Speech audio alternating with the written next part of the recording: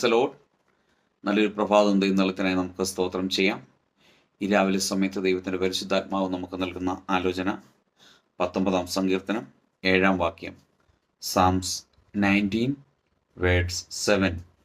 യഹോവയുടെ ന്യായപ്രമാണം തികവുള്ളത്, അത് പ്രാണനെ തണുപ്പിക്കുന്നു. യഹോവയുടെ സാക്ഷ്യം വിശ്വാസ്യമാകുന്നു, അത് അല്പബുദ്ധിയെ ജ്ഞാനിയാക്കുന്നു.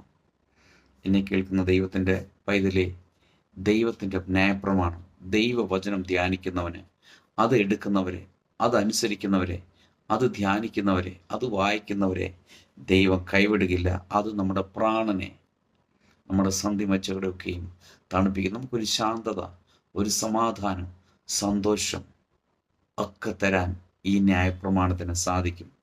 അത് നമ്മൾ ധ്യാനിക്കാൻ വേണ്ടി സമയം വേർതിരിക്കുക. അത് മാത്രമല്ല, യഹോവയുടെ സാക്ഷ്യം എന്ന് പറയുന്നത് വിശ്വാസ്യമാകുന്നു. നമുക്ക് വിശ്വസിക്കാൻ പറ്റുന്ന ഒരേ ഒരു വ്യക്തി നമ്മുടെ കർത്താവാണ്. ആ കർത്താവ് നമ്മളെ കൈവിടുകയില്ല, ഉപേക്ഷിക്കുകയില്ല. അവൻ അല്പബുദ്ധിയെ ജ്ഞാനിയാക്കുന്നു. നമുക്ക് കുറവുണ്ട്, കുറ്റങ്ങളുണ്ട്, ജ്ഞാനത്തിൽ കുറവുള്ളവരാണ്, ബുദ്ധിയിൽ കുറവുള്ളവരാണ്. എന്നാൽ നമ്മളെ ജ്ഞാനിയാക്കുന്ന കർത്താവ്, ആ യേശുവിൻ്റെ കരങ്ങളിൽ നമുക്ക് ഇന്ന് ഈ രാവിലെ സമയത്ത് സമർപ്പിക്കാം.